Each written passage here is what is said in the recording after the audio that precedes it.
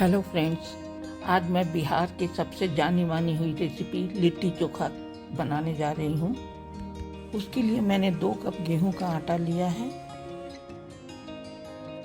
अब मैंने उसमें आधा चम्मच अजवाइन और आधा चम्मच मंगरैला, जिसे कलौंजी भी कहते हैं, उसे मिलाया है।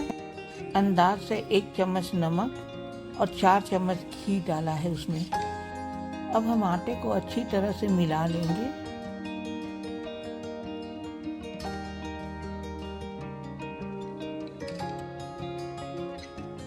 और उसे थोड़ा थोड़ा पानी डालकर गूंदेंगे। हमें आटा को बहुत सख्त नहीं गूंदना है। जैसे पूरी का आटा हम गूंदते हैं, बस वैसा ही डो तैयार करना है। इससे लिट्टी बहुत सॉफ्ट बनेगी। जब डो तैयार हो जाए तो उसे हम एक कपड़े से ढांक कर किनारे रख देंगे। अब हमें उसके लिए स्टफिंग तैयार करनी है। तो जिस कप से हमने आटा लिया था, उसी कप से हम 1 कप चने का सत्तू लेंगे। अब हमें उसमें जो मसाला मिलाना है, उसमें हम 1 चम्मच सादा नमक, आधा चम्मच काला नमक, आधा चम्मच अजवाइन, आधा चम्मच कलौंजी, 1 चम्मच रेड चिली पाउडर, आधा चम्मच गोल मिर्च पाउडर, 1 चम्मच भुना हुआ जीरे का पाउडर और 1 नींबू का रस मिलाएंगे। अब हम उसमें 1/4 चम्मच हींग मिलाएंगे और अचार का मसाला जो भी आपके पास है वह 2 चम्मच हमें मिलाना है। मैंने आम के अचार का मसाला मिलाया है इसमें। अब हम इसमें 2 चम्मच सरसों का तेल मिलाएंगे,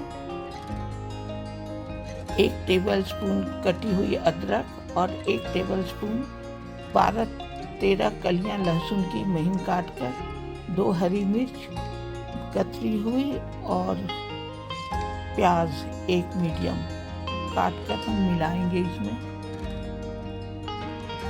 अब इन सारे मसालों को हम सत्तू में अच्छी तरह से हाथ से मिला लेंगे। मसाले एक सार हो जाएं सत्तू में, तो उसमें हम 1 चम्मच विनेगर मिला देंगे। 1 चम्मच अदरक लहसुन का पेस्ट भी मिलाएंगे हम। आधा कप कटी हुई धनिया की पत्ती। इन सभी चीज़ों को अच्छी तरह से हमने मिला लिया और ये लिट्टी की स्टफिंग तैयार हो गई, जिसे हम आटा के डो में भरेंगे। अब हमें इसके साथ खाने के लिए चोखा, जिसे हम बिहार में भरता भी कहते हैं, उसे तैयार करना है। तो उसके लिए हमने एक बड़ा बैगन लिया है, 3 टमाटर लिए हैं और वैसे इसमें आलू भी मिलाने से इसका स्वाद बढ़ जाता है, बॉइल्ड आलू, लेकिन हमने आलू को स्किप कर दिया है। आप चाहें तो इसे दोनों तरह से बना सकते हैं, भरते को आलू मिलाकर भी और बिना आलू के भी। बैगन को बीच से चीरा लगाकर हमने उसमें 4-5 कलियां लहसुन की और 1 हरी मिर्च डाल दिया है। और अब हम इसे गैस पर रोस्ट होने के लिए रख देंगे जाली पर। ये मेरी बहुत पुरानी जाली है जिस पर हम रोस्ट करने का काम करते हैं। अच्छी तरह से भीतर तक पक जाने के लिए बैगन को 15 मिनट मीडियम आंच पर टाइम लगेगा। तब तक हम लिट्टी को भर लेंगे। आटे का डो बिल्कुल सेट हो गया है इतनी देर में। अब हम उसे बराबर बराबर रोटी के आकार की लोइयां तोड़ लेंगे और उन लोइयों की हथेलियों पर कटोरी बनाकर उसमें सत्तू को अच्छी तरह से भरेंगे। हमने सत्तू को ऐसे भरा है और फिर उसका मुंह बंद कर देंगे, उसके किनारों को जोड़कर। ये किनारे सब तरफ से बंद हो गए तो हम उसे गोल करके रख लेंगे और बाकी लिट्टियों को भी इसी तरह से भरकर तैयार कर लेंगे।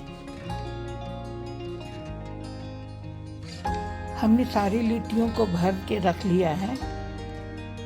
जो बैगन और टमाटर हमने पकने के लिए रखा था गैस पर, वह बिल्कुल पक गया है। तो उसे गैस ऑफ करके हम दूसरे बोल में ट्रांसफ़र कर लेंगे और उसे ठंडा होने के लिए छोड़ देंगे। जब तक ये बैगन और टमाटर ठंडे होंगे, तब तक हम चटनी के जार में धनिया पत्ती की चटनी पीस लेंगे। उसमें हम 4-5 कली लहसुन, 1 हरी मिर्च और 1 टुकड़ा इमली का जो हमने भिगो कर रखा था उसे मिला देंगे और उसकी चटनी पीस लेंगे।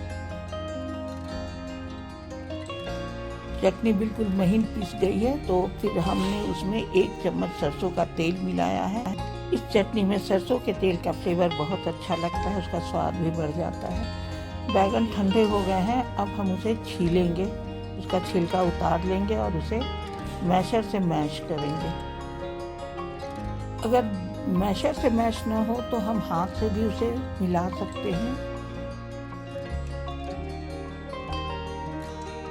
बैगन और टमाटर हाथ से मिलाने से बिल्कुल अच्छी तरह से मैश हो गए हैं। अब उसमें हम 2 चम्मच सरसों का तेल, आधा कप कटी हुई धनिया, 2 कटी हुई हरी मिर्च, 1 चम्मच कटा हुआ अदरक और 1 चम्मच कटा हुआ लहसुन डालेंगे। आधा प्याज काट कर डालेंगे। अब हमें इसमें इन सभी सब्जियों को अच्छी तरह से मिला लेना है। बाद में 4-5 बूंद नींबू का रस भी हम इसमें डालेंगे। यह बैगन टमाटर का टेस्टी भरता तैयार हो चुका है। इसे हम एक बोल में ट्रांसफ़र कर लेंगे।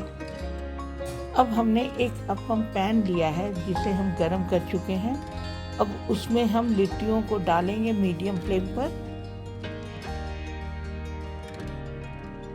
अब जितनी लिट्टियाँ मोल्ड में आ गई हैं उसे हम ढककर धीरे धीरे मीडियम आंच पर पकाएंगे और उसको उलटते पलटते रहेंगे।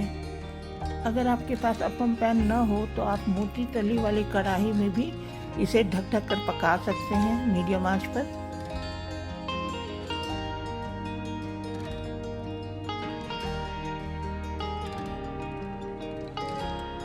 लिट्टी बिल्कुल सेक कर तैयार हो चुकी है। अब हमने गैस को ऑन करके जाली उस पर रख दी है और उसे थोड़ा सा गैस की आंच में भी उलट पलट कर सेक लेंगे।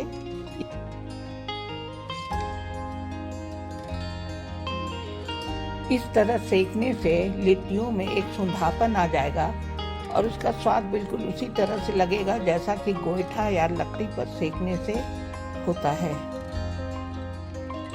तो बिल्कुल बिहारी टेस्ट वाली लिट्टी चोखा और चटनी तैयार हो चुकी है। अब इसे गरम गरम खाएं। और अगर आपको यह मेरी रेसिपी अच्छी लगी तो प्लीज़ मेरे चैनल को सब्सक्राइब कर दीजिए।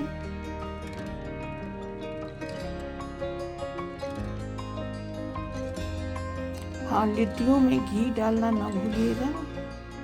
मिलेंगे फिर अगले वीडियो में नई रेसिपी के साथ। तब तक के लिए टेक केयर, बाय।